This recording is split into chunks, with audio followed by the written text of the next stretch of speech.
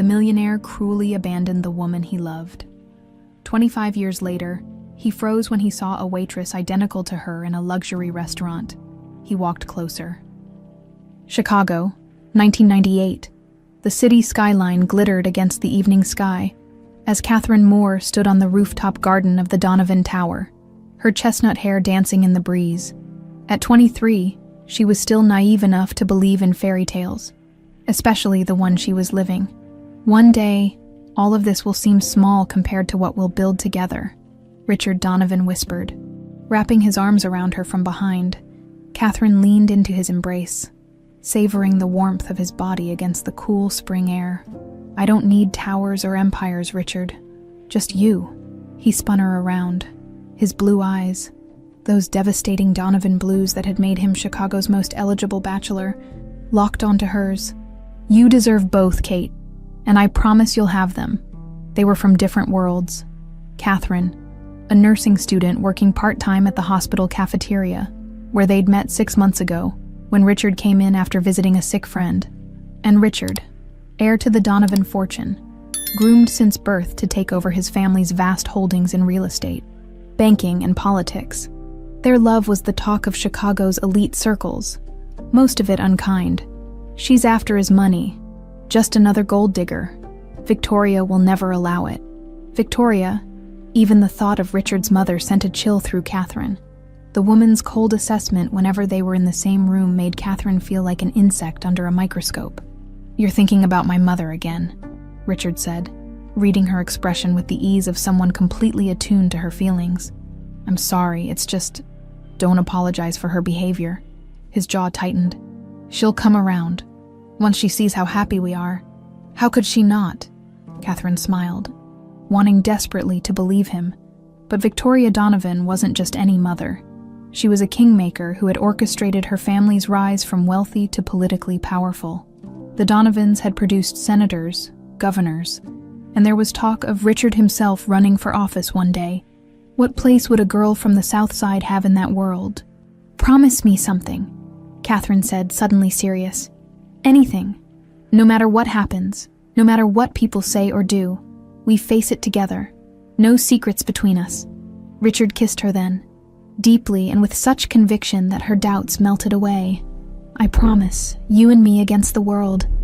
Kate. 3 weeks later, that promise shattered. Catherine stood frozen in the grand foyer of the Donovan mansion, the echo of Richard's accusations still ringing in her ears.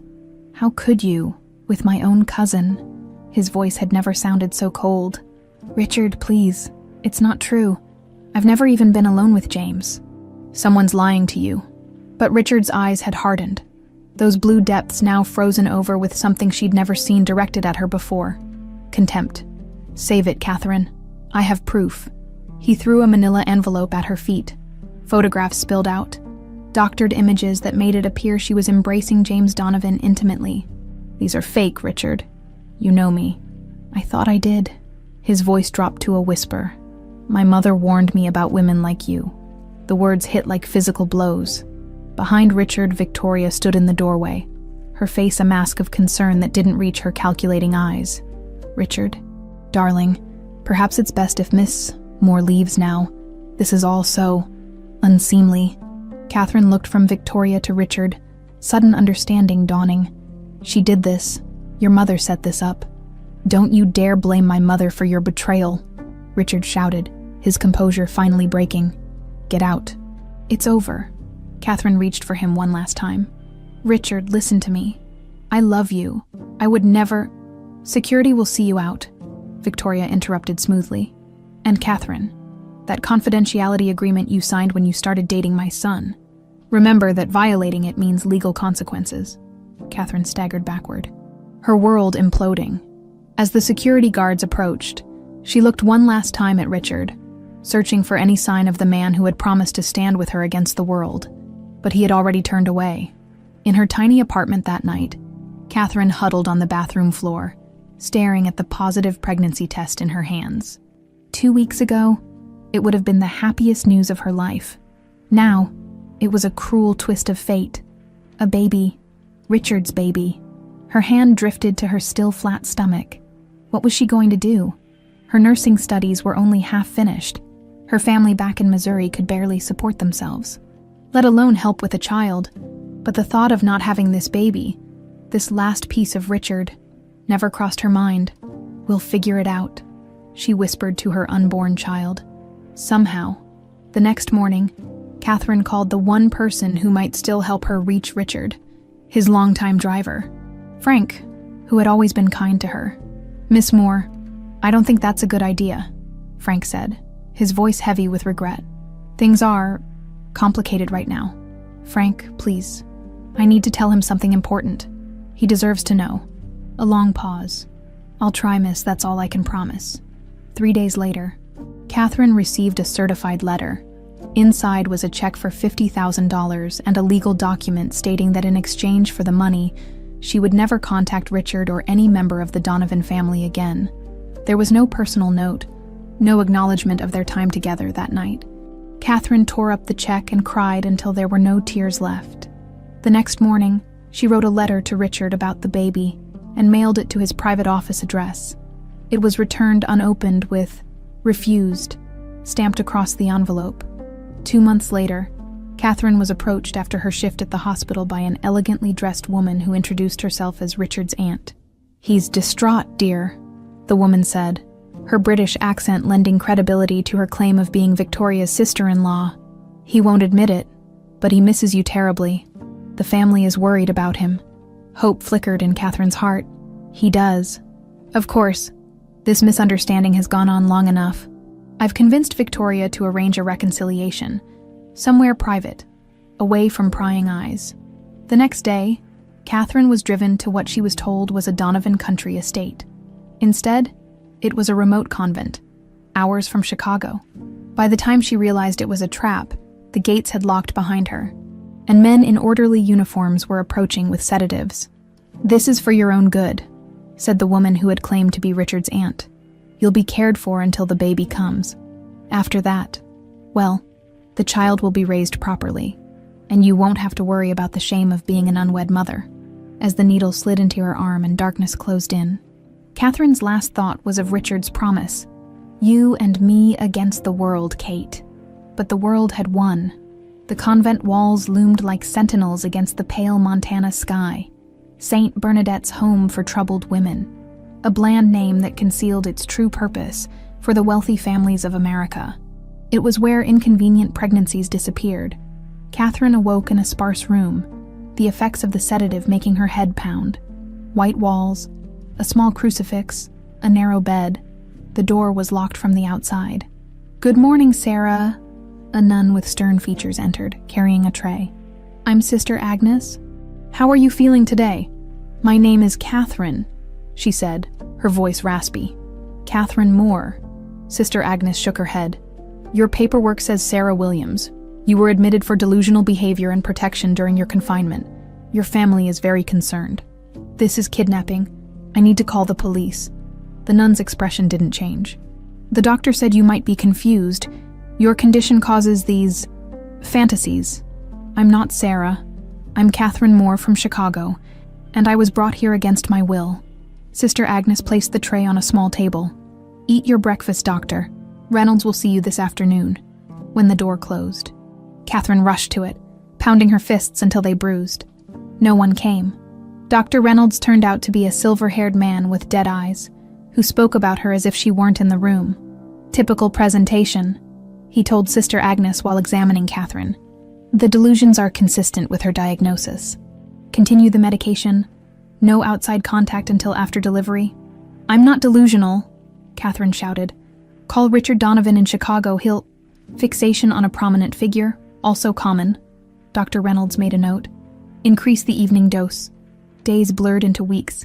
Catherine's pregnancy progressed under constant supervision. The other women, 7 of them, moved through the halls like ghosts. Some truly seemed troubled, muttering to themselves or staring blankly at walls. Others, like Catherine, had clear eyes that darted toward exits or followed the staff's movements, searching for weaknesses. "They've got you too, huh?" whispered a blonde girl named Melissa during chapel one day. "Who was your mistake?" "Mine was a congressman's son, the heir to the Donovan fortune," Catherine whispered back. Melissa's eyes widened. Jesus, no wonder you're locked down tighter than Fort Knox. Through Melissa, Catherine learned the truth about St. Bernadette's. For over 30 years, it had served as a discreet solution for politically connected families. Wayward daughters were genuinely treated for mental health issues, but others, the pregnant girlfriends and mistresses, were held until delivery. Then their babies were quietly adopted by appropriate families. What happens to the mothers? Catherine asked. Melissa shrugged. Depends how much trouble they cause. Be a good girl. Sign the papers. You go home with enough cash to start over somewhere new. Fight them. Her voice trailed off. Catherine placed her hands protectively over her growing belly. I won't let them take my baby. Then you better get smart real fast. Under Melissa's guidance, Catherine learned to fake taking her medication. She documented the staff's routines and shift changes. She identified which nuns might be sympathetic. Most importantly, she pretended to accept her situation, becoming the model patient. By her 7th month, Catherine had earned minor privileges: supervised walks in the garden, access to the common room. She used this freedom to collect small, useful items: a pen here, a bobby pin there, a kitchen knife wrapped in a napkin and hidden beneath her mattress. The plan was simple but desperate. Wait for a night when Sister Frances, the oldest and kindest of the nuns, was on duty alone. Use the bobby pin on the lock. Reach the garage where deliveries were made. Take Sister Frances's keys. Freedom. When the night came, Catherine's hands trembled as she worked the lock. The click of the mechanism releasing felt impossibly loud in the silence. The corridor stretched before her, dark and empty. She made it to the garage, found the keys, started the ancient station wagon. The engine's roar seemed to shake the building.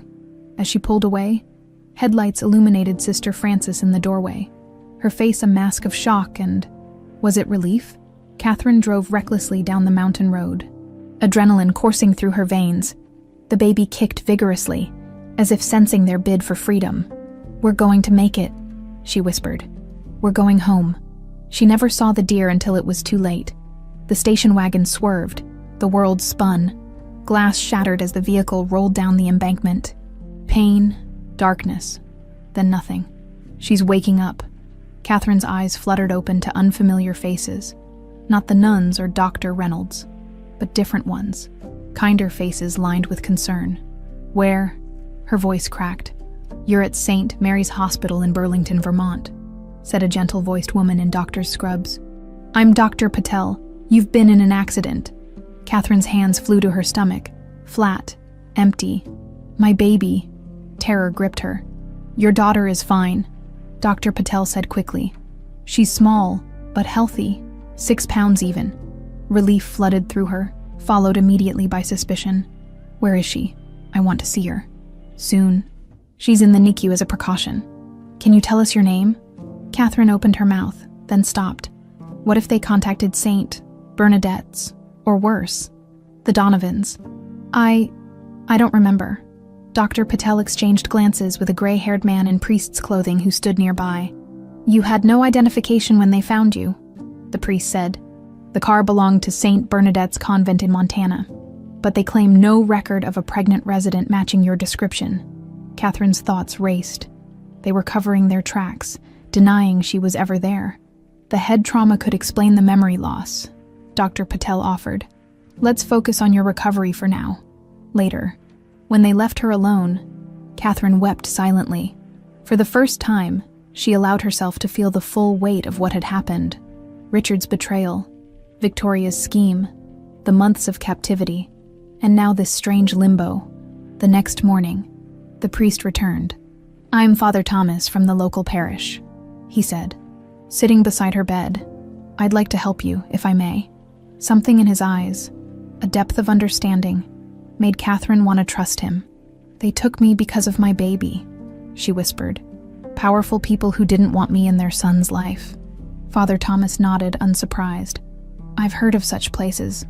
What will you do now? I don't know. They'll come looking for the baby. Perhaps it's time for a new beginning, he suggested carefully. Our community is small but caring. People here mind their own business.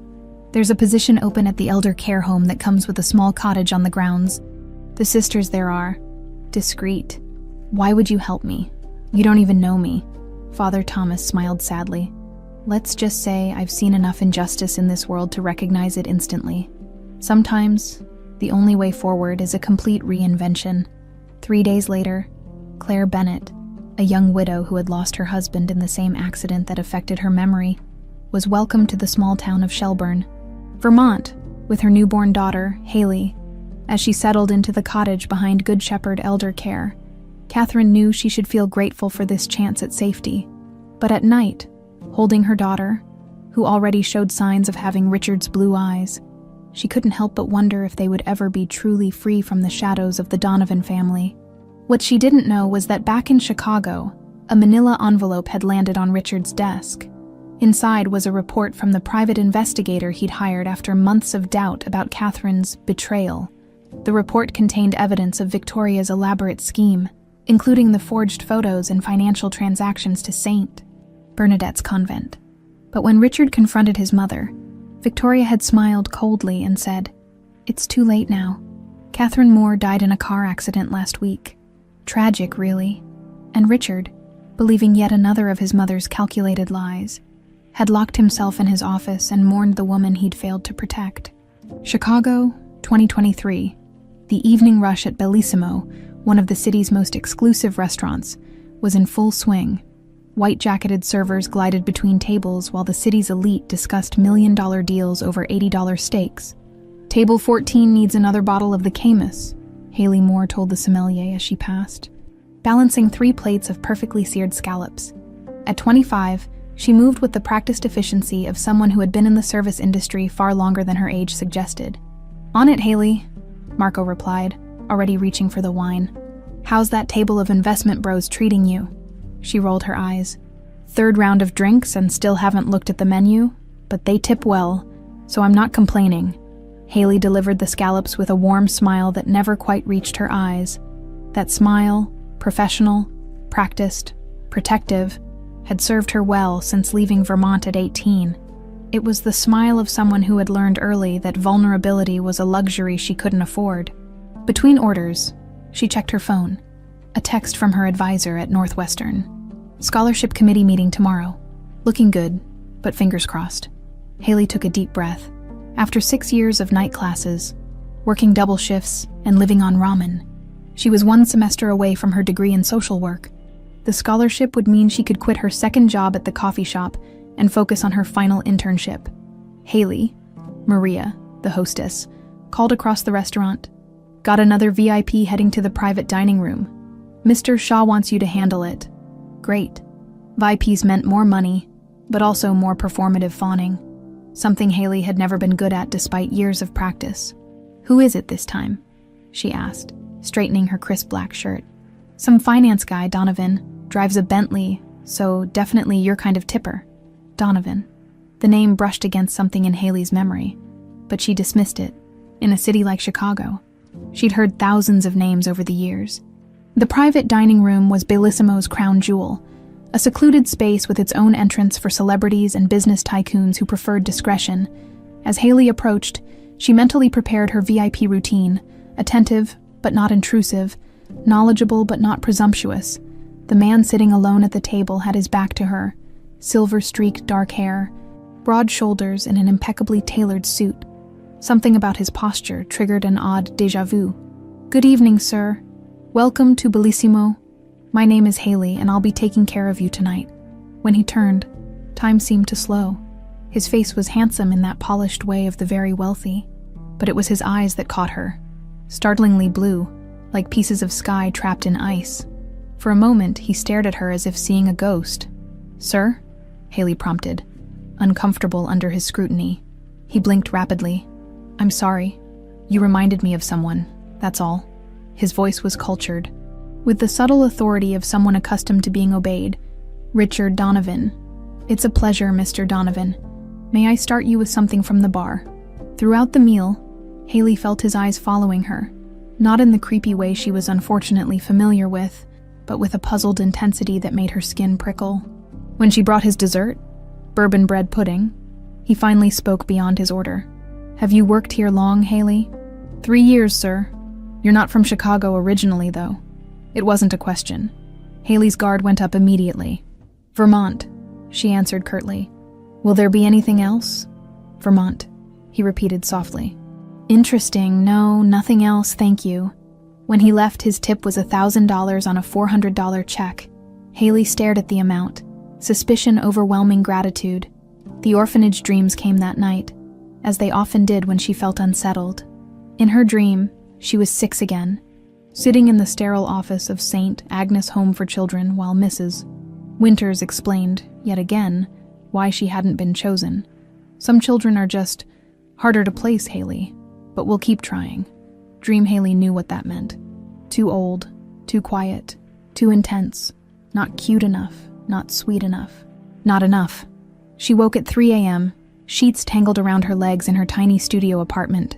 The familiar ache of loneliness pressed against her chest, as tangible as a hand. Haley padded to the kitchen and made tea, gazing out at the Chicago skyline.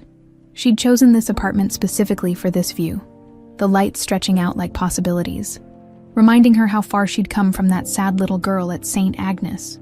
On her modest bookshelf sat her most cherished possession, a handmade wooden box. Inside was a baby blanket with HM embroidered in faded blue thread, and a worn photograph of a young woman with chestnut hair who might have been her mother. These were the only clues to her origins that she'd managed to extract from St. Agnes. They told her she'd been dropped off at 2 months old with no note, no identification beyond the blanket. Registration records listed her mother as Jane Doe and her father as unknown. When she was younger, Haley had created elaborate fantasies about her parents. They were spies, or royalty in hiding, or star-crossed lovers who died tragically. As she grew older, the fantasies faded into a simpler, more painful truth. Whoever they were, they hadn't wanted her enough to stay. At 18, armed with a high school diploma and stubborn determination, Haley had left Vermont. Chicago was big enough to get lost in, far enough to put distance between herself and the pitying looks of a town where everyone knew she was that orphan girl, and bursting with enough opportunities to build something from nothing. It hadn't been easy. The early years were a blur of cheap rooms, cheaper food, and the constant hustle of someone working 2 or 3 jobs while taking community college classes. But Haley had developed a simple philosophy: keep moving forward, no matter what. She'd survived being unwanted. She could survive anything. The next evening at Bellissimo, Maria caught her arm before her shift started. "That VIP from yesterday? He requested you specifically for his party tonight. Private room again." Haley frowned. "Did he say why?" "Nope. But he's bringing 5 people from Donovan Enterprises, so Mr. Shaw is practically doing cartwheels." When she entered the private dining room, Richard Donovan was already seated with his guests. 3 men and 2 women in executive attire. Business dinner then, safer than if he'd shown up alone again. "Ah, Haley," he said with that same strange intensity in his eyes. "Everyone, this is the server I was telling you about. Best service I've had in Chicago." The meal proceeded normally, but Haley couldn't shake the sensation of being watched, evaluated, not just by Donovan, but by his entire party. It was as if they were looking for something in her face, her mannerisms, her voice. As she cleared the entree plates, one of the women, gray-haired, elegant, leaned toward Richard and whispered something. He nodded, his expression grave. When Haley returned with dessert menus, Richard handed her a business card. "My company has a scholarship program for promising students," he said. "I understand you're studying social work at Northwestern. We'd like to consider you." Ice replaced the blood in Haley's veins. "How did you know where I study?" For a moment, he looked caught off guard. "I asked around. The restaurant manager mentioned it." "Lie. Mr. Shaw wouldn't have known or shared that information." "I'm not interested," Haley said flatly, returning the card. "You haven't even heard the details," Richard protested. "Full tuition. Living stipend. No strings attached." Haley's voice was sharper than professional standards allowed. "Strange men don't just hand out money without expecting something in return, Mr. Donovan." A flash of what looked like genuine pain crossed his face. "It's not like that." "Then what is it like?" She was aware she was crossing lines, but something about this man, his interest, his eyes that seemed somehow familiar, pushed all her buttons. Richard Donovan stared at her for a long moment, then said quietly, Perhaps we should discuss this privately, after your shift. There's nothing to discuss. Haley took a step back. Please enjoy your desserts. I'll send another server to finish your service. She walked out, heart pounding, knowing she'd probably just cost herself her job. Behind her, she heard one of the men say, "Richard, are you absolutely sure the resemblance is uncanny?" But she didn't hear Richard's response. By the end of her shift, Haley had convinced herself she'd overreacted. People made weird, inappropriate offers in restaurants all the time. She'd handle Richard Donovan like any other boundary-crossing customer. Polite deflection, professional distance. But as she left through the employee entrance, a black Bentley idled at the curb, the window lowered, revealing Richard Donovan's troubled face. "Haley, please. 5 minutes. There's something you need to know. I'm really not interested in whatever this is. It's about your parents." The world tilted beneath her feet. "What?" "Your mother's name was Catherine Moore," he said, his voice breaking slightly. "And I'm your father." "You're lying." Haley's voice was steel, her body rigid despite the trembling that had started deep inside her chest. Richard Donovan stepped out of the Bentley, his movements careful, as if approaching a frightened animal. "I know how this sounds. You know nothing about me." She took a step back, clutching her bag like a shield. "I don't know what kind of sick game you're playing, but I'm not interested. Please, just hear me out. 5 minutes. That's all I'm asking." Something in his eyes, a haunted vulnerability that seemed at odds with his powerful presence, made Haley hesitate. "There's a diner across the street," she finally said. "Public place. 5 minutes." The diner was nearly empty at that late hour. A fluorescent light flickered above their booth, casting harsh shadows across Richard's face, suddenly making him look older, more worn than he had appeared in the restaurant's flattering lighting. "Talk," Haley demanded, leaving her coat on, ready to leave at any moment.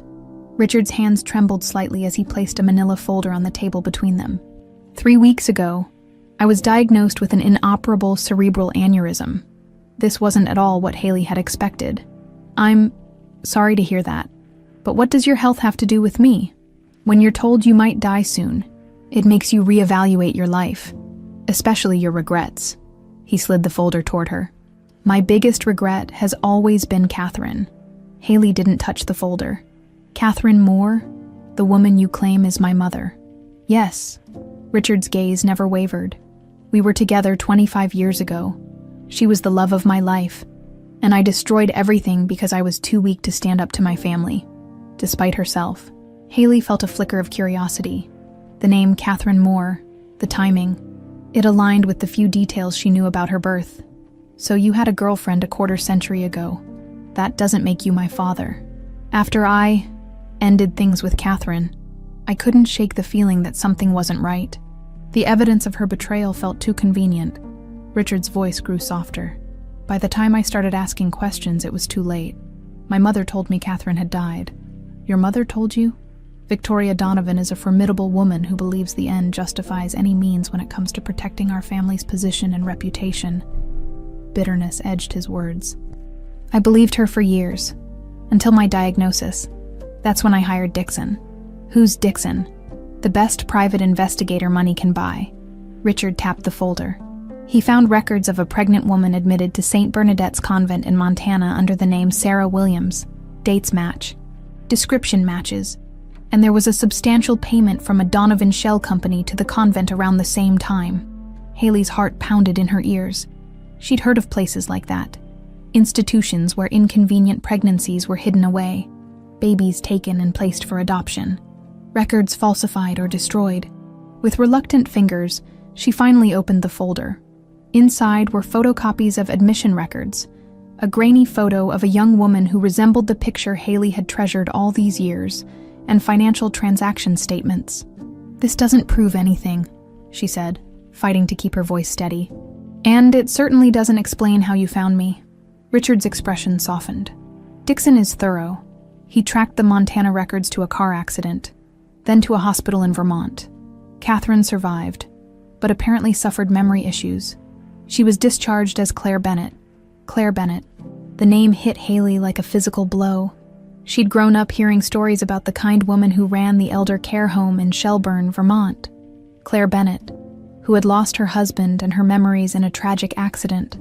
Claire, who everyone said had the biggest heart, who sometimes looked at Haley with an inexplicable sadness when she thought no one was watching.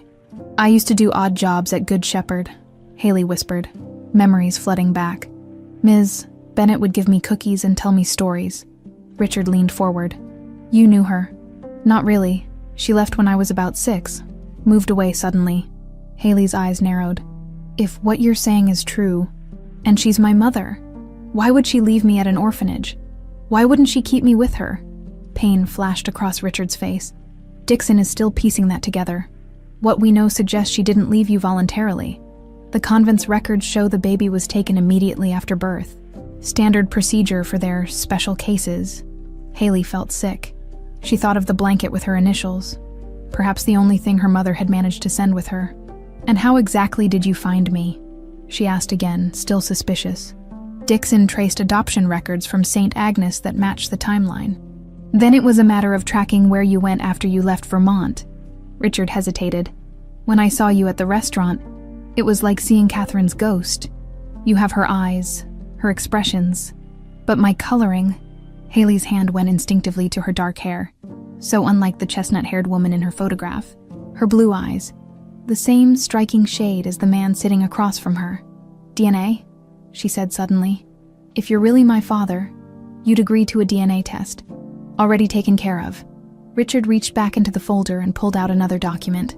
A lab report dated 2 days ago. "I had the lab rush it after I met you. They used a wine glass from your table. You stole my DNA." Haley was outraged. "That's unethical, invasive, and probably illegal," Richard finished. "I know, but I needed to be certain before approaching you." Haley stared at the report, the scientific jargon swimming before her eyes except for one line. 99.99998% probability of paternity. "This can't be happening," she muttered. "I know it's a shock." "A shock," Haley laughed, a brittle sound. "You upend my entire existence and call it a shock. For 25 years I believed nobody wanted me. I built my entire life around being unwanted, being alone. And now you just stroll in with your designer suit and your convenient terminal illness and expect..." "What?" "Exactly." Richard's composure cracked. "I don't expect forgiveness, Haley. God knows I don't deserve it. But Catherine is alive. Your mother is alive. If nothing else, I wanted you to know that." "Where?" The question escaped before Haley could stop it. "Dixon found her in Burlington. She still goes by Claire Bennett. She works at a senior living facility there." Haley's mind reeled. Claire Bennett, her mother, alive and only hours away from where she'd grown up. All those years of loneliness, of wondering, when the answers had been so close. Why would she never look for me? The words came out small and wounded, like they were spoken by a much younger Haley. Richard's expression darkened. "That's what I intend to find out. Dixon is still investigating. But if my mother had anything to do with separating you two permanently..." He didn't finish the sentence, but the cold fury in his eyes said enough. 5 minutes had long since passed. But Haley couldn't bring herself to leave. Questions whirled in her mind, each more overwhelming than the last. "Why tell me all this now? What do you want from me?" Richard closed the folder slowly. "Officially, I have 6 months to a year. Unofficially, my doctor says the aneurysm could rupture any time." He met her eyes directly. "I don't want money or forgiveness or even a relationship if you don't want one. But before I die, I need to make this right. I need to reunite you with Catherine, and I need to make sure you're both taken care of."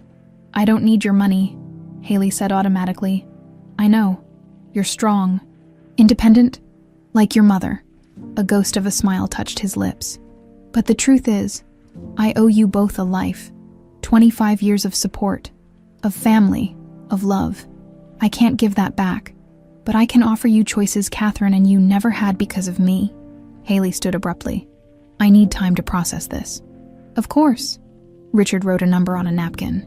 "This is my private line. When you're ready, if you're ever ready, call me."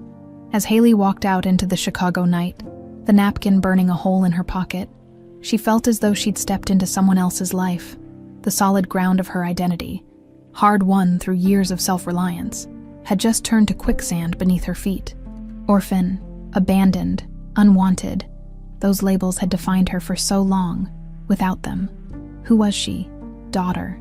The word echoed in her mind, foreign and frightening.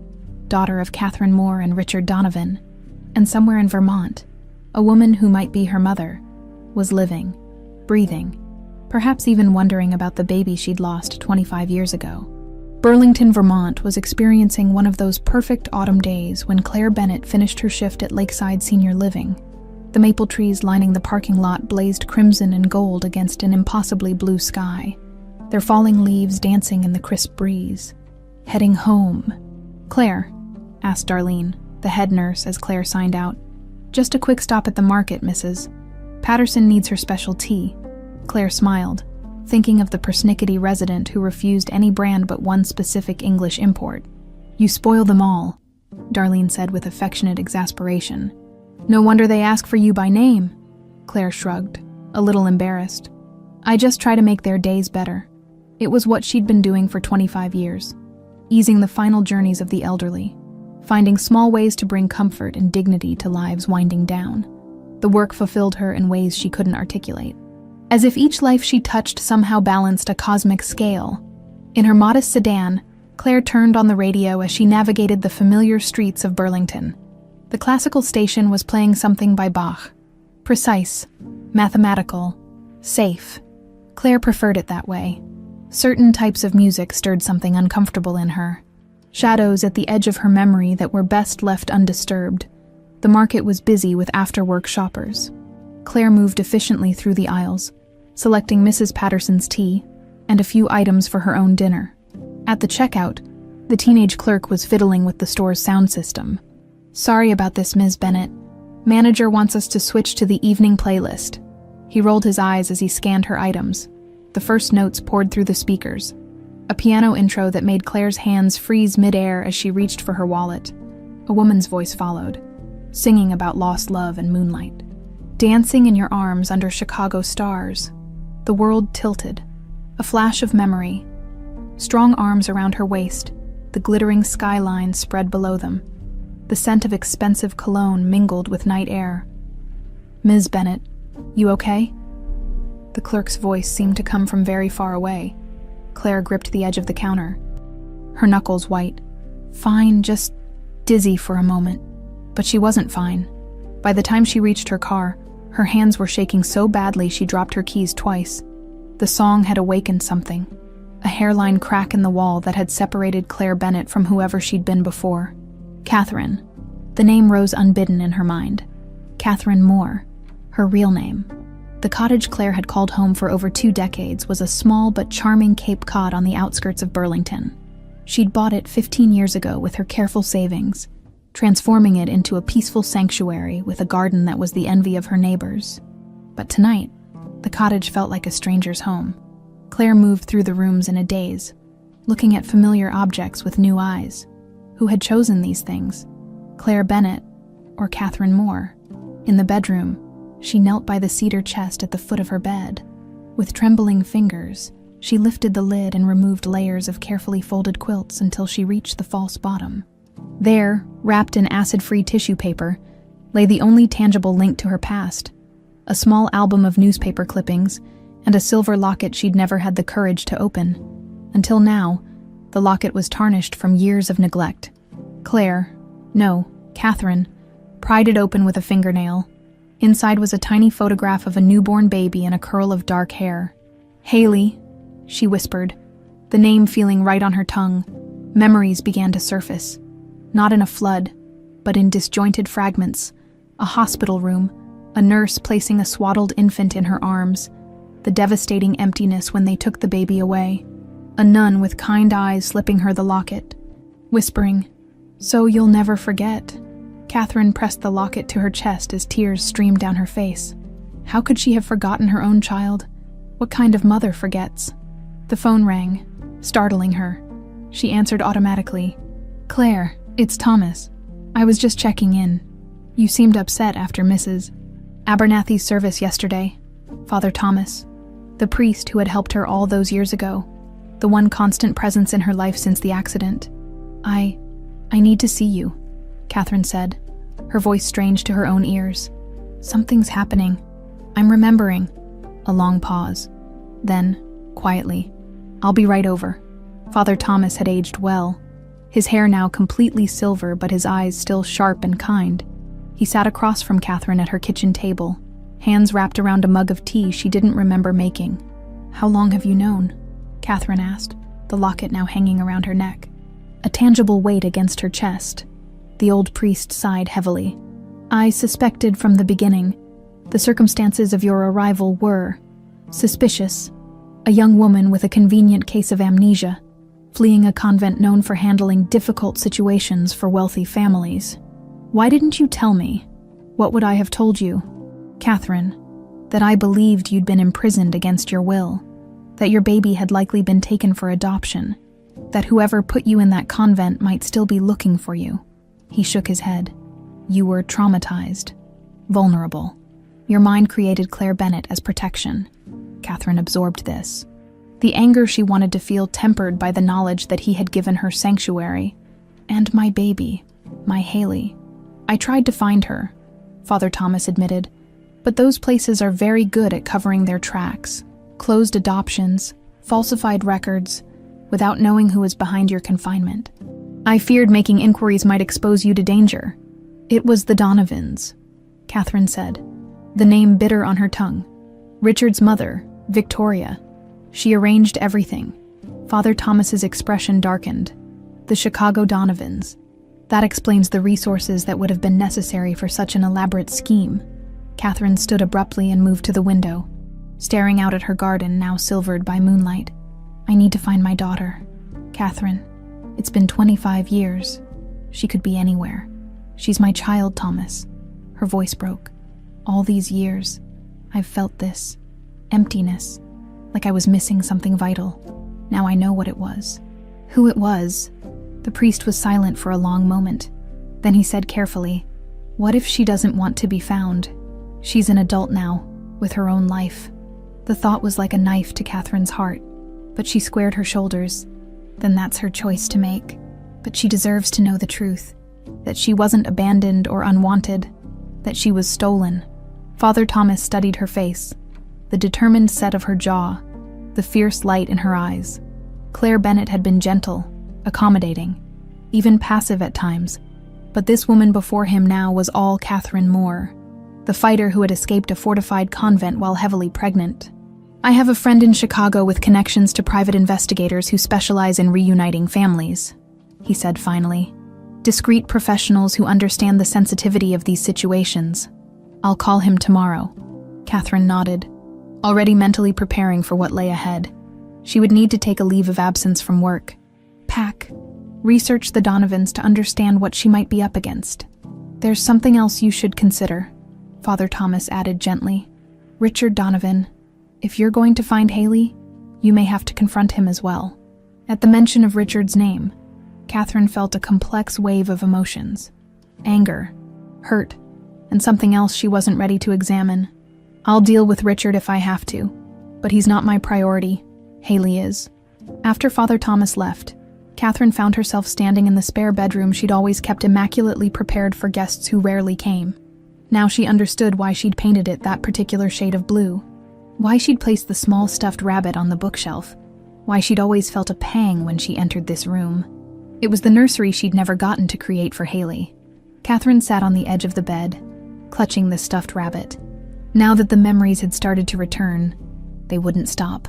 Richard's smile, the sound of his laugh, the way he'd looked at her as if she were the most precious thing in the world, the plans they'd made, the life they'd imagined, all destroyed by lies and manipulation.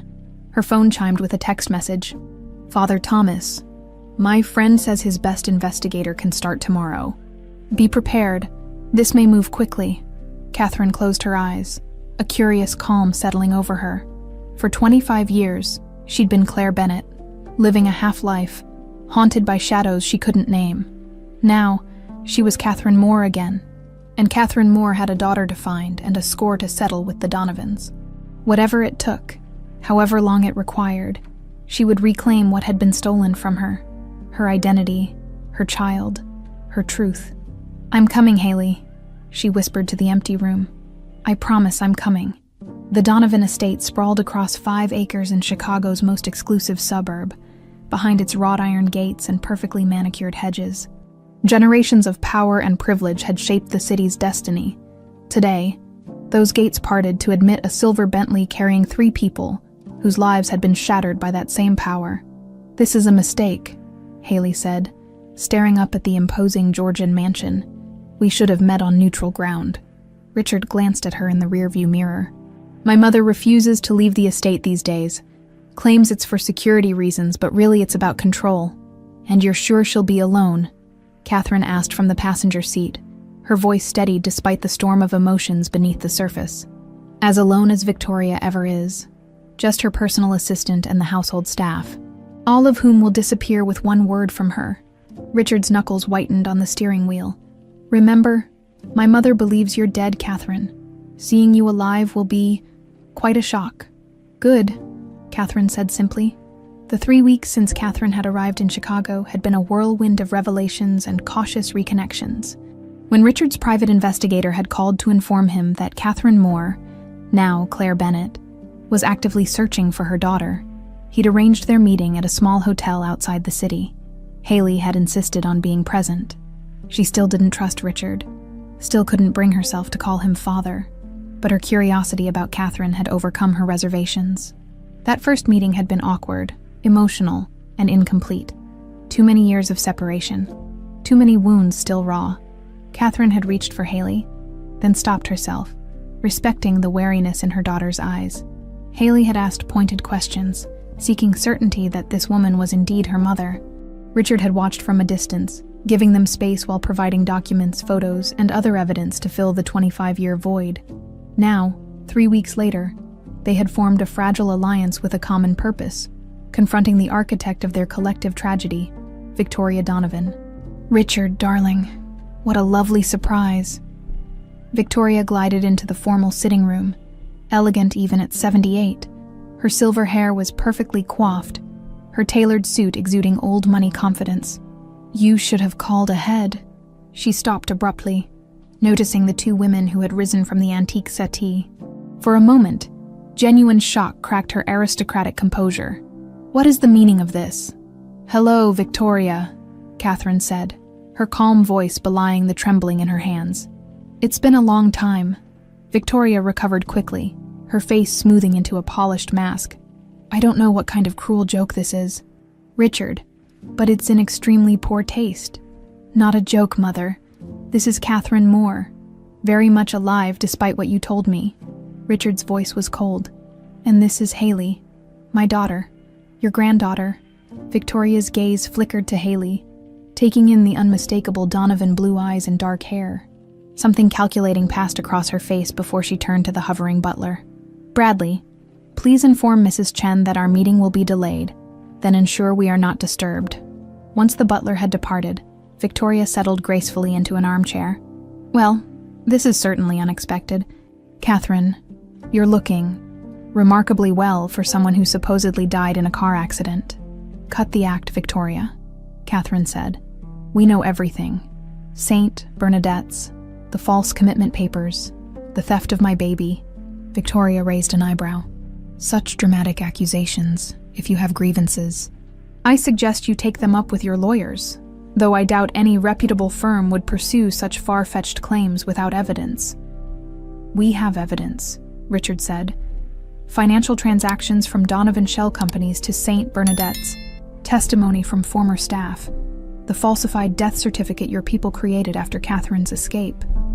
A tense silence filled the room. Victoria's gaze moved slowly from Richard to Catherine, then settled on Haley, who had remained silent, watching the exchange with wary intensity. "You look like him," Victoria said finally, addressing Haley. "When Richard was young, same stubborn expression." Her voice softened almost imperceptibly. "What do you want from us, money, I presume?" Haley's jaw tightened. "I don't want anything from you. Everyone wants something, dear. Best to be honest about it." "I want to know why," Catherine interjected, stepping closer to Victoria. "Why did you destroy 3 lives? What made your family's reputation more important than our happiness?" Victoria's laugh was brittle. "Happiness? How naive you still are. Richard wasn't in love. He was infatuated. You were a distraction at a crucial time in his career. The governorship was practically guaranteed. Then the Senate, possibly more. I never wanted any of that, Richard said quietly. Of course you did. You just didn't recognize it. Victoria's tone was dismissive. Besides, it wasn't just about politics. It was about survival.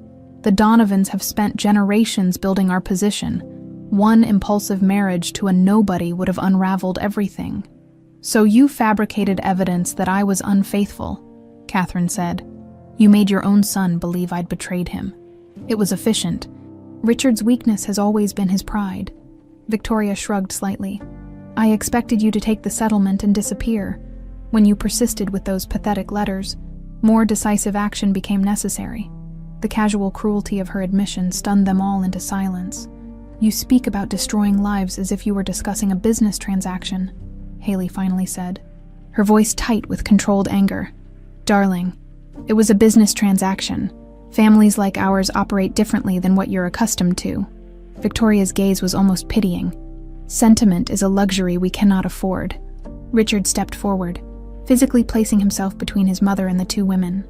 That's enough, Mother. You're going to listen now. Catherine and Haley deserve reparations. Victoria's eyes narrowed.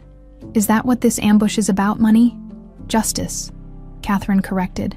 Acknowledgement of what you did. And what would that accomplish exactly? Shall I write a formal apology? Dear Catherine, sorry for separating you from your unsuitable attachment to my son and giving your illegitimate child a chance at a proper upbringing. Haley moved so quickly that no one had time to react. In 3 strides, she was standing directly over Victoria, her face flushed with fury. I grew up in an underfunded orphanage, believing I was unwanted and abandoned. I had no family, no security, no sense of belonging, while you sat in this mansion counting your millions and protecting your precious legacy. Haley's voice shook. You didn't give me a proper upbringing. You stole my mother, my identity, and my birthright. For the first time, Victoria seemed at a loss for words, something like unease flickering in her eyes as she faced the living embodiment of her machinations. Haley, Catherine said softly, placing a hand on her daughter's arm. She's not worth it. Haley stepped back, her breathing ragged. Victoria recovered her composure, smoothing an invisible wrinkle from her skirt. Well, if it's acknowledgement you want, fine. Yes, I orchestrated Catherine's removal from Richard's life. Yes, I arranged for the child to be placed for adoption, though clearly that plan went awry. She looked directly at Richard. Everything I did was for this family's benefit, including yours, Richard, whether you recognize it or not. Richard's face had gone pale. You told me she was dead. You let me grieve for years. It was kinder than the truth, that she'd moved on, forgotten you, started a new life. Victoria's expression hardened. Are we finished with this little confrontation? I have actual business to attend to. Catherine stepped forward, her eyes locked on Victoria's. We're far from finished. Your actions weren't just cruel. They were criminal, kidnapping, false imprisonment, fraud. The statute of limitations hasn't expired on all of those crimes. Fear flickered briefly across Victoria's face. You have no proof that would stand up in court, and the scandal would harm you as much as me. Perhaps, Catherine acknowledged. But are you willing to risk your final years fighting legal battles that will destroy whatever legacy you think you've built? Because I'm prepared to spend the rest of my life making sure the world knows exactly who Victoria Donovan really is. The two women stared at each other, decades of pain and manipulation hanging in the air between them. Then Richard suddenly staggered, clutching his head with a groan of pain. Richard, Catherine was at his side instantly. It's nothing, just a headache. He straightened with effort. Mother, this isn't over, but right now we're leaving. As they turned to go, Victoria called out, Richard, don't be foolish. Whatever fantasy reconciliation you're imagining with these people won't replace what you're throwing away. Richard paused at the doorway. No, Mother. What you stole from me can never be replaced, but I can stop the damage from spreading any further. Outside, in the Bentley, no one spoke for several minutes. The confrontation had left them all drained, the temporary satisfaction of facing Victoria overshadowed by the enormity of the harm she had caused. She's not even sorry, Haley finally said. breaking the silence. "People like Victoria never are," Catherine replied. "They see the world only in terms of power and advantage." Richard started the car, his movements slow and deliberate. "The aneurysm," he said quietly. "The doctors warned me that stress could accelerate things." Catherine reached over and covered his hand with hers, the first voluntary contact between them in 25 years. "Let's get you home. Are you sure about this, Ms. Moore? Once we move forward, there's no turning back." Catherine studied the man across from her. Frank Delgado, Richard's driver for over 30 years. His weathered face showed the strain of divided loyalties, but his eyes were clear and determined. "I'm sure, Frank. We need to know everything." They sat in a quiet corner of a downtown coffee shop, far from the Donovan estate and the upscale neighborhoods where Victoria's network of informants operated. Frank had reached out to Catherine privately, claiming he had information about Haley's adoption that hadn't been in Richard's investigator's report. "I should have spoken up years ago," Frank said, running a hand over his thinning gray hair. "But Victoria, she has ways of making problems disappear." "I remember," Catherine said quietly. Frank slid a worn leather portfolio across the table. "After Richard met you at that hospital cafeteria, everything changed. He talked about quitting politics, about marrying you. Victoria was furious. She said as much when we confronted her. What she didn't tell you was how elaborate her plan was. It wasn't just about separating you two." Frank tapped the portfolio. "It was about erasing you completely." Catherine opened the portfolio with trembling fingers. Inside were photocopies of documents spanning decades, financial transfers, internal memos, surveillance reports, a comprehensive record of Victoria Donovan's obsession with controlling her son's life. "How did you get these?" "Bradley, the butler you met. His daughter works in the Donovan Group's records department. He's been quietly collecting evidence for years. After Victoria destroyed his marriage in the 90s, he wanted insurance." Catherine flipped through the pages, her stomach churning. "There's so much here. The important stuff starts on page 12, the agreement with St. Bernadette's." Frank's voice lowered. "And what was supposed to happen to the baby?" Catherine found the page and read, her blood turning to ice. According to the agreement, her daughter was to be adopted by a childless couple in Europe, specifically chosen because they had no connections to America and would raise the child without knowledge of her origins. "But that's not what happened," Catherine said slowly. "Haley ended up at St. Agnes in Vermont." Frank nodded grimly. "That's where things went sideways. The adoption fell through at the last minute. The European couple had a surprise natural pregnancy and backed out. By then, Victoria had already told Richard you were dead. So she couldn't just return the baby to St. Bernadette's. Too many questions. So she dumped my daughter at an orphanage. Not Victoria directly. She assigned the task to James Donovan, Richard's cousin, the one in the fake photos." Catherine felt sick. Another player in Victoria's manipulation. James had his own reasons to help Victoria. He was embezzling from the family foundation. Victoria knew, but kept it quiet in exchange for his assistance with her projects. Frank hesitated. "Including your situation." Catherine flipped to another document.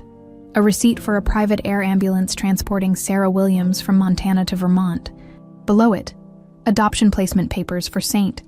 Agnes Home for Children, with a large donation check attached.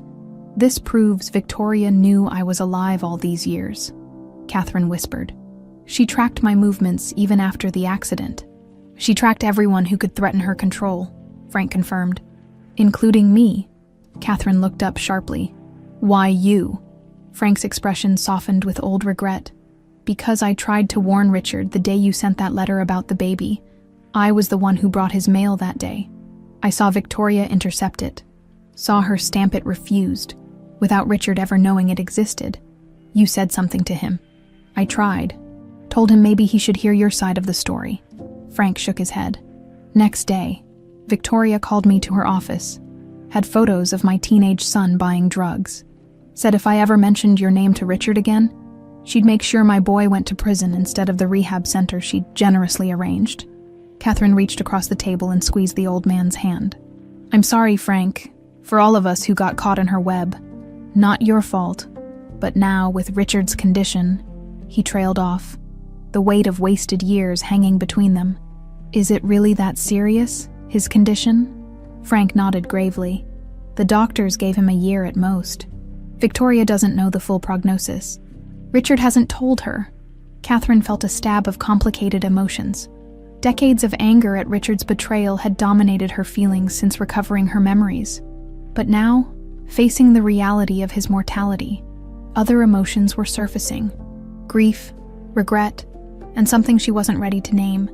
"What do you suggest we do with all this?" she asked, gesturing to the portfolio. "That's up to you and Miss Haley. But if you're planning to go against Victoria legally, you should know she's already making moves." Frank lowered his voice further. "She's meeting with Richard's lawyers.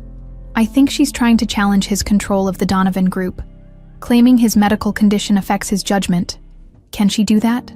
With enough money and the right connections? She can try." Frank checked his watch. "I should get back. Victoria has a charity board meeting at 3. As they prepared to leave, Frank hesitated. "There's one more thing you should know about Richard." Catherine paused, suddenly wary.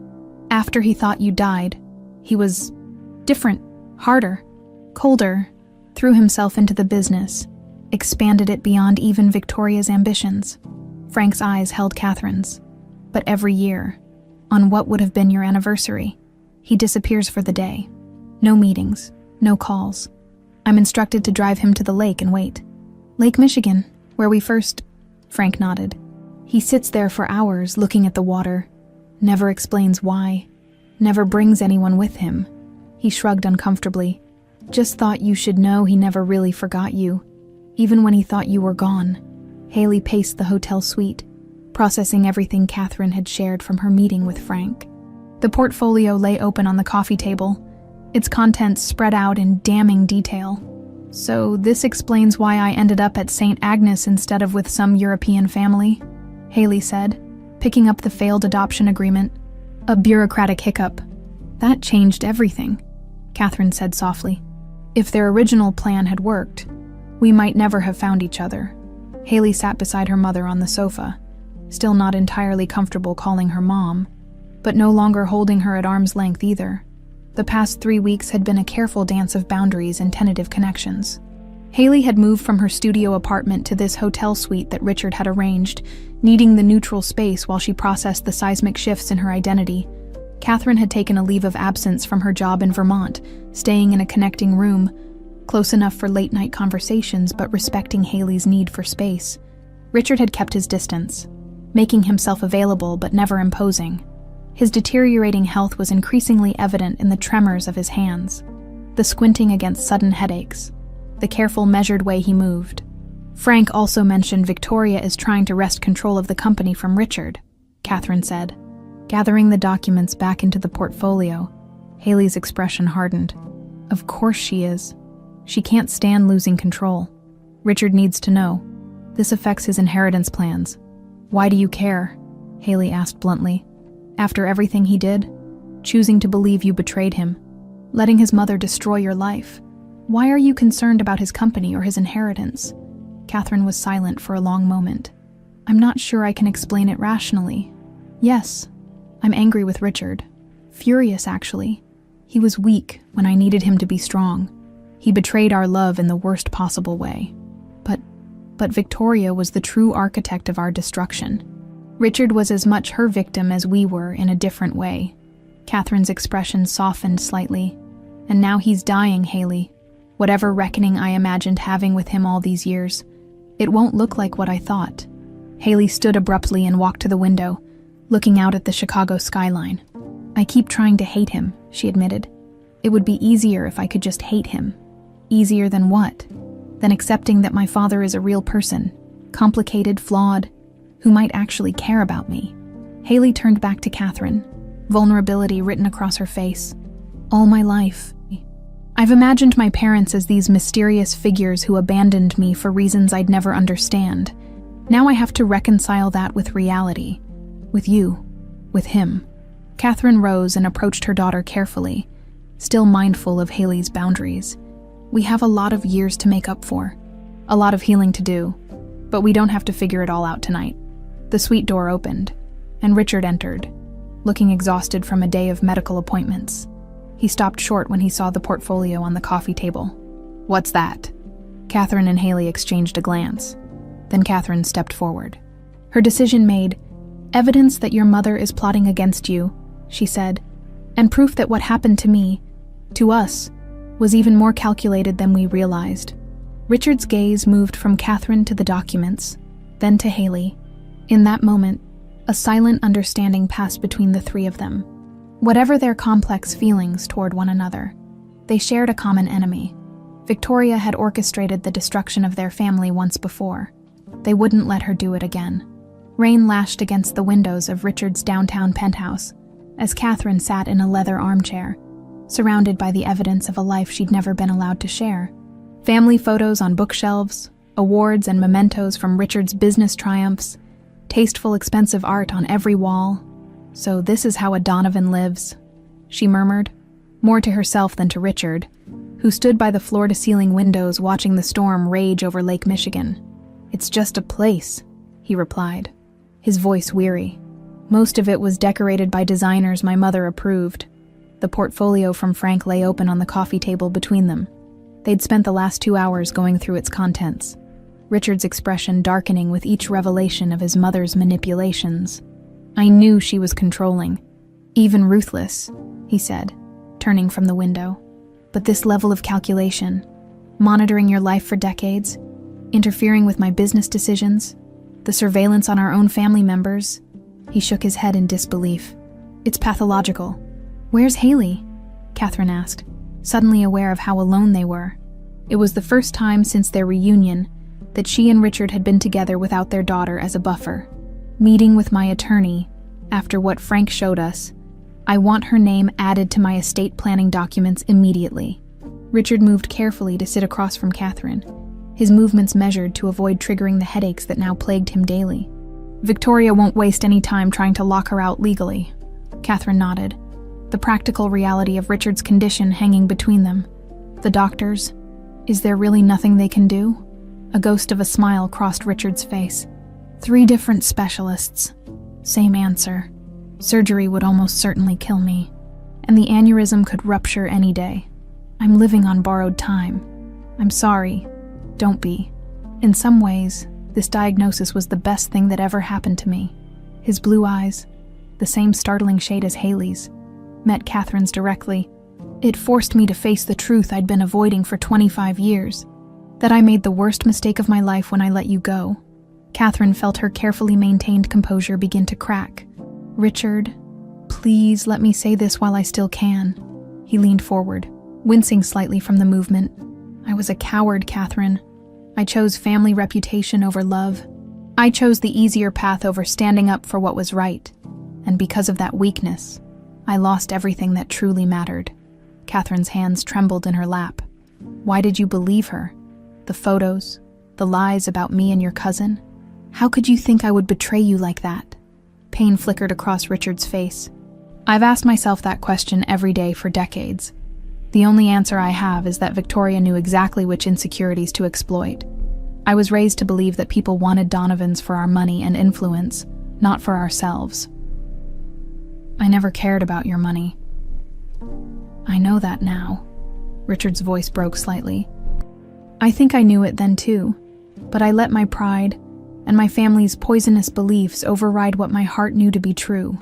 The silence that followed was heavy with a quarter-century of loss and regret. Outside, lightning flashed, momentarily illuminating Richard's face in stark relief. Catherine was struck by how different he looked from the young man she'd loved. Still handsome, but worn by years and guilt, his features sharpened by the approaching shadow of mortality. "Do you remember the night we went sailing?" she asked suddenly. "That little boat you borrowed from your friend?" Richard's expression softened with the memory. "We got caught in that sudden storm. Had to take shelter in that cove. You were so worried about getting me home late. What my roommates would think. And you said, some experiences are worth a little scandal." They finished together. And for a brief moment, it was as if the years between them dissolved. Catherine looked away first, the momentary connection too painful to sustain. "All these years I've had fragments, memories that didn't make sense because I couldn't remember who I was or where they came from. Songs that made me cry without knowing why. Dreams about a man whose face I could never quite see. Claire Bennett's dreams, Richard said quietly. Yes, but Catherine's memories. She touched the silver locket around her neck. When it all came back, when I remembered everything, the pain was so fresh, Richard. Not 25 years old, but like it had just happened. Finding out I was pregnant, your rejection, the convent, having Haley taken from my arms. Richard's face crumpled. Catherine, Let me finish. Her voice was steady now, determined to speak her truth. I've spent weeks being angry with you, blaming you. Part of me wants to keep blaming you, because it's simpler than facing the whole truth, which is that Victoria couldn't have destroyed us if we hadn't given her the power to do so, if we'd truly trusted each other, if you'd had the courage to defy her, if I'd fought harder to reach you. Catherine wiped away a tear. We were so young, Richard, so naive about how cruel the world can be. Richard reached across the space between them, his hand hovering uncertainly. After a moment's hesitation, Catherine took it, feeling the unfamiliar texture of aged skin, where once there had been youthful smoothness. I know I can never make it right, he said, his voice raw. The years we lost, the pain Haley suffered growing up without us. It's unforgivable. Maybe it's not about forgiveness, Catherine replied. Maybe it's about what we do with the time we have left. The penthouse door opened, and Haley entered, shaking rain from her coat. She stopped when she saw them holding hands, her expression unreadable. Am I interrupting? Catherine withdrew her hand, suddenly self-conscious. Not at all. How was the meeting with the attorney? Haley hung her coat and crossed to join them, bringing with her the fresh scent of rain and youth. Complicated, apparently. Being named as the heir to a multi-billion-dollar empire comes with a lot of paperwork. She glanced between them. You two okay? We're talking, Richard said carefully. There's a lot to process. Haley nodded, then pulled a thin folder from her bag. Speaking of processing, the attorney gave me these. Said they might be relevant to our situation. She handed the folder to Catherine, who opened it to find copies of her own medical records from St. Bernadette's, including detailed notes about Haley's birth. How did he get these? Catherine asked, scanning the documents with a growing sense of horror. Apparently Richard's investigator found them when he was building the case against Victoria, but wanted legal advice before sharing them, Haley explained, her voice tight. They show that the separation wasn't just administrative. It was deliberate medical malpractice. Richard took the papers, his expression darkening as he read. They drugged you during labor, heavily, without consent. Catherine nodded, memories surfacing of the foggy, disoriented state she'd been in during Haley's birth. I remember trying to stay awake, trying to hold on to her. They kept saying I was becoming hysterical and needed to be sedated. According to this, they administered 3 times the normal dose, Richard continued, his voice shaking with rage. And there's a notation. As per V.D. instructions, maintain separation protocols immediately post-delivery. V.D. Victoria Donovan, Haley said flatly. She micromanaged even that. Catherine stared at the papers, a wave of fresh pain washing over her. She didn't just want to separate us. She wanted to make sure I never even had the chance to hold you, to look at your face, to count your fingers and toes. Haley sat beside her mother, their shoulders touching, the most physical contact she'd initiated since their reunion. But we found each other anyway. We did. Catherine looked from her daughter to Richard, feeling the weight of their shared history, the complexity of their tangled paths. Despite everything Victoria did, we're here together. Richard set the papers down, his expression resolute despite the visible pain creasing his forehead. And Victoria will finally answer for what she's done. All of it. How? Haley asked. She spent decades covering her tracks. Not well enough? Richard gestured to Frank's portfolio. Between this and what your mother remembers, we have enough to at least threaten legal action that would expose her completely. You think she'd care about exposure at her age? Catherine asked skeptically. Victoria cares about one thing above all else, the Donovan legacy. Richard's expression was grim. And I'm about to offer her a choice: cooperate with us, or watch that legacy be dismantled and distributed to the charitable causes she's always despised. The storm outside intensified, thunder rolling across the sky like a harbinger of the confrontation to come. In the penthouse, the 3 of them, Mother, father, daughter sat together in a moment of unspoken unity, their shared pain finally giving way to something stronger, a determination to reclaim the family that had been stolen from them. For whatever time remained, the Donovan boardroom occupied the entire top floor of their downtown headquarters, its floor-to-ceiling windows offering a panoramic view of Chicago's skyline. The massive oak table, passed down through generations, had witnessed countless power plays, mergers, and family disputes. Today, it would host the most significant confrontation in the family's history. Victoria arrived precisely at 10, accompanied by her personal attorney, Gregory Whitfield, a thin, reptilian man whose loyalty had been purchased decades ago. Her silver hair was immaculate, her posture regal despite her years. Only the tightness around her mouth betrayed any concern about the unexpected meeting Richard had called. "This better be important, Richard. I had to reschedule the hospital foundation board," Victoria said, as she took her customary seat at the opposite end of the table from her son. Richard didn't answer immediately. He was reviewing documents with his own legal team, his movements deliberate as he fought another wave of pain behind his eyes. The aneurysm was getting worse, the headaches more frequent, the visual disturbances more pronounced. Time was running short. "I believe it is," he finally replied, nodding to his assistant to escort in the remaining participants. Victoria's composure cracked when Catherine and Haley entered. Followed by Frank Delgado and Bradley the butler, 2 additional attorneys trailed behind, carrying thick folders of documents. "What is the meaning of this?" Victoria demanded, rising halfway from her chair. "This is a board meeting, not a family therapy session." "Actually, Mother, it's neither," Richard said calmly.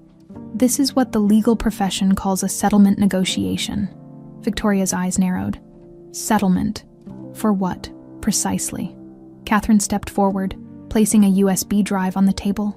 "For 25 years of crimes, Victoria, kidnapping, false imprisonment, medical malpractice, fraud, child abandonment. Shall I continue?"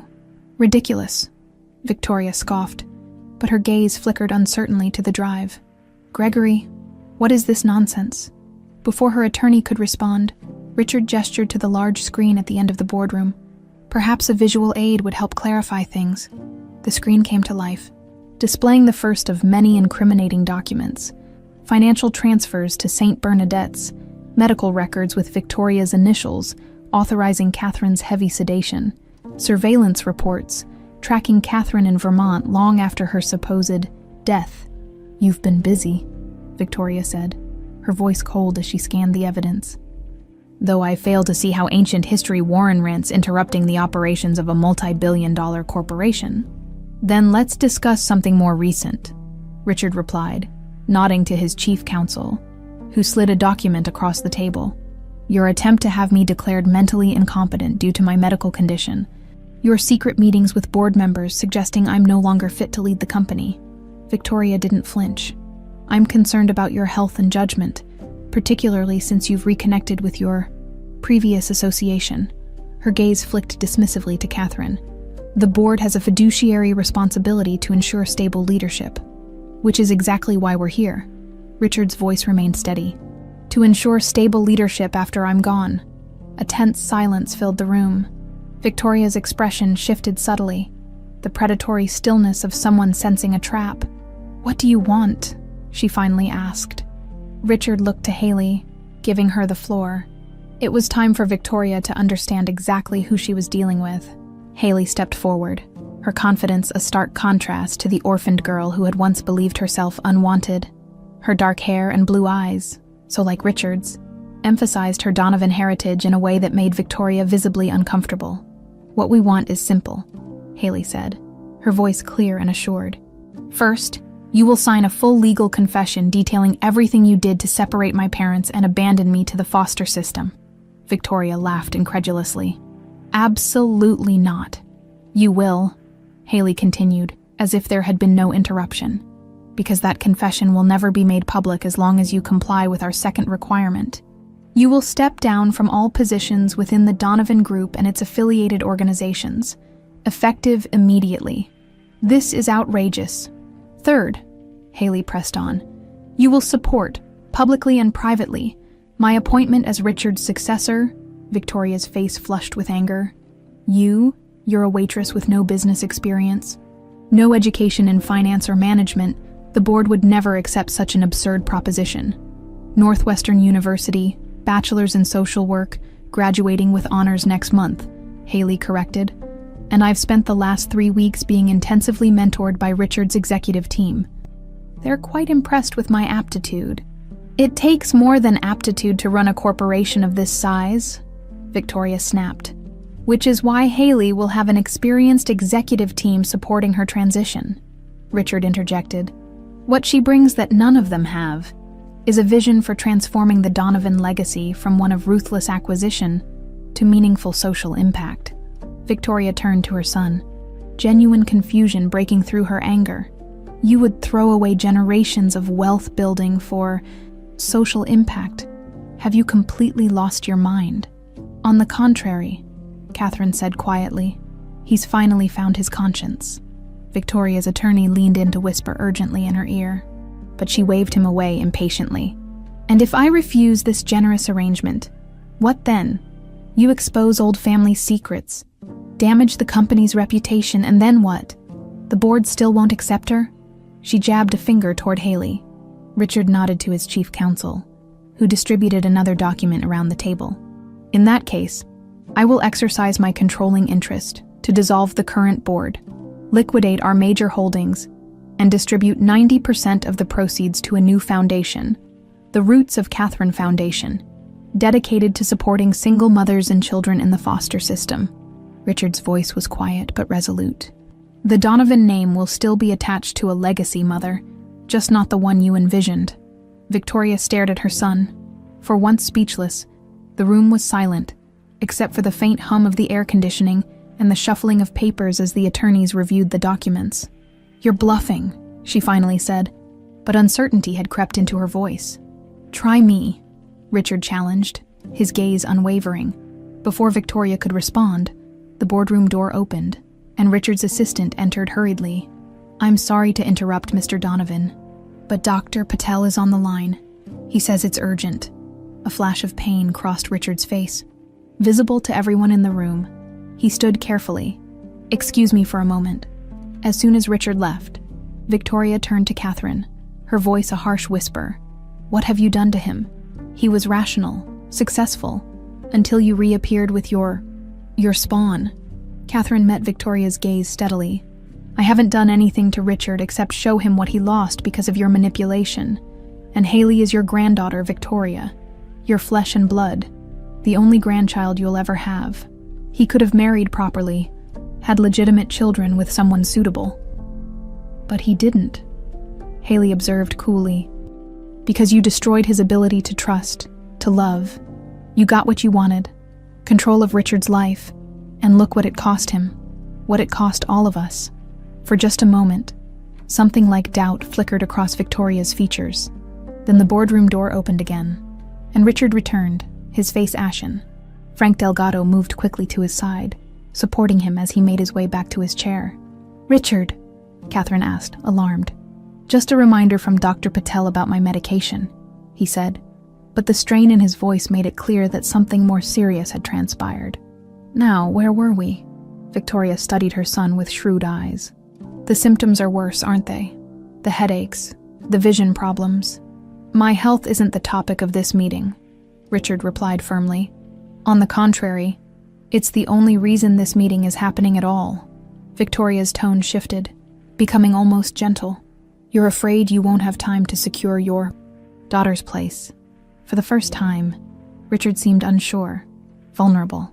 Catherine moved to stand beside him, her hand resting lightly on his shoulder. Victoria, she said quietly, for once in your life, do the right thing. Not for me, not even for Richard, but for Haley, the granddaughter you never allowed yourself to know. Victoria looked from Catherine to Haley, then to her son. The boardroom fell silent again as she seemed to weigh her options, calculate the odds as she had done throughout her life. Finally, she turned to her attorney. Gregory, review these documents. Make whatever adjustments are necessary to protect my personal assets and reputation. She rose from her chair, straightening her suit jacket with dignity.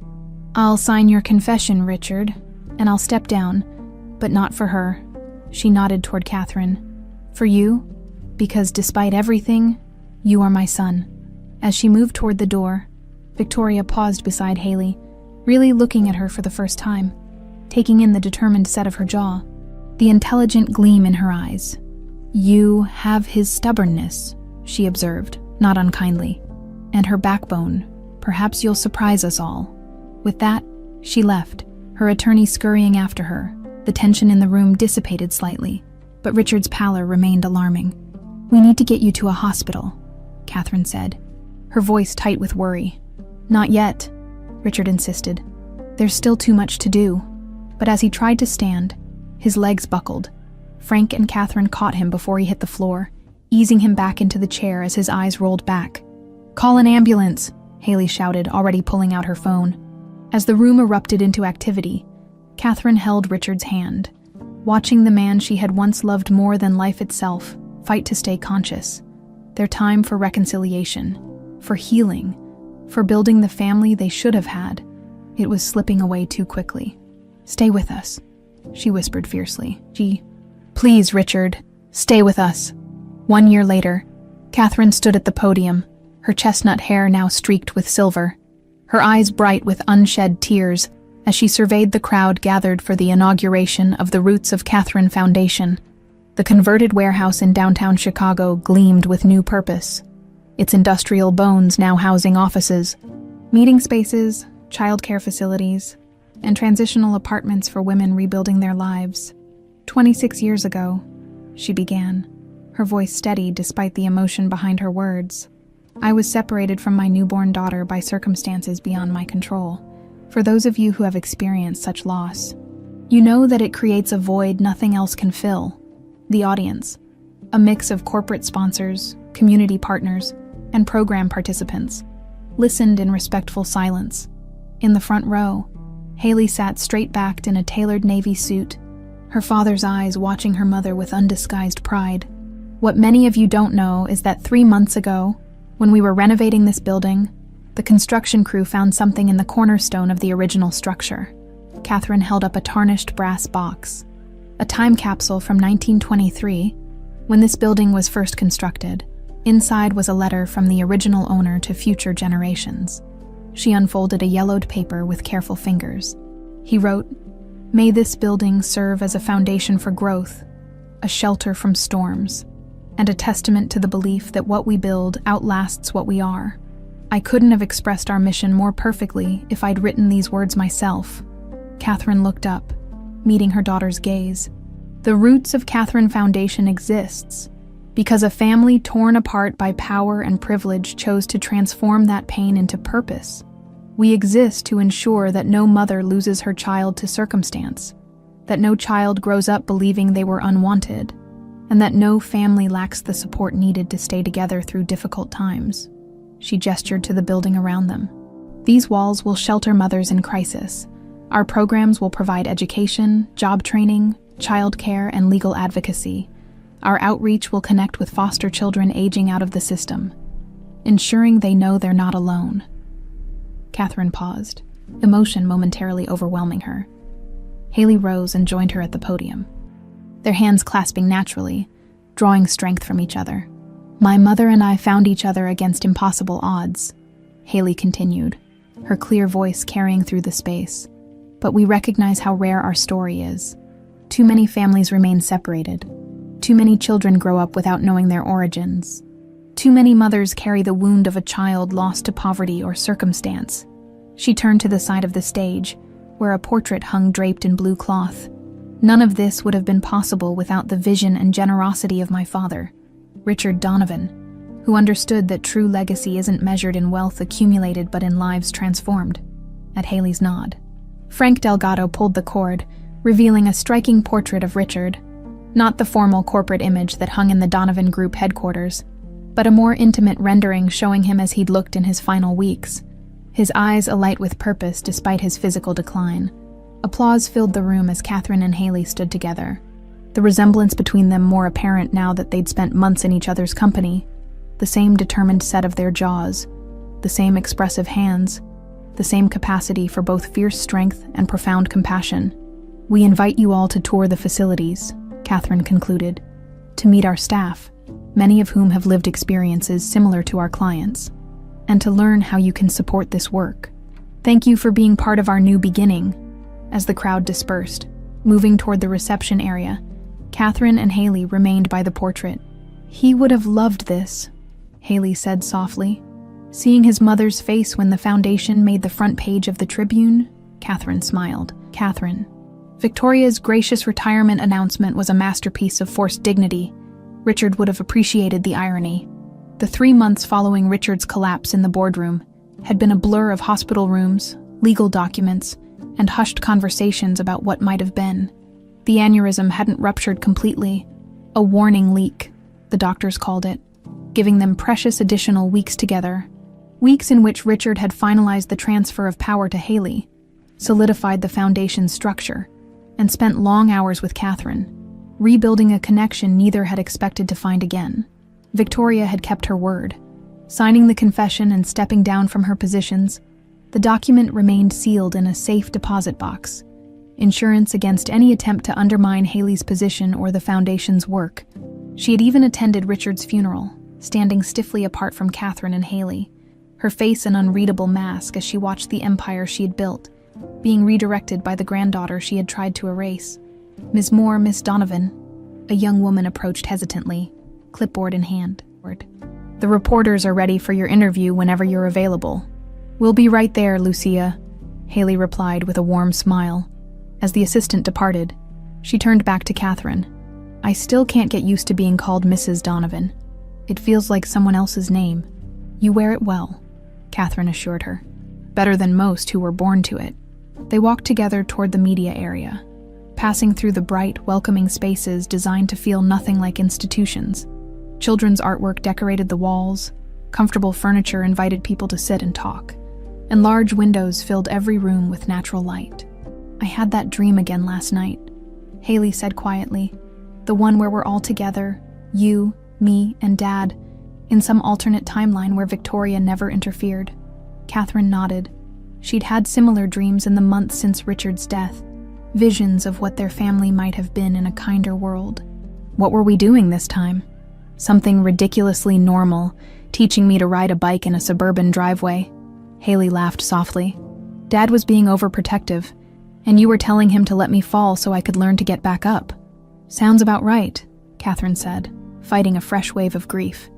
He wanted to protect everyone, fix everything, in those final weeks. He did his best. Haley stopped walking, turning to face her mother directly. Do you think, in some way, he made up for what happened, for believing Victoria's lies? Catherine considered the question carefully.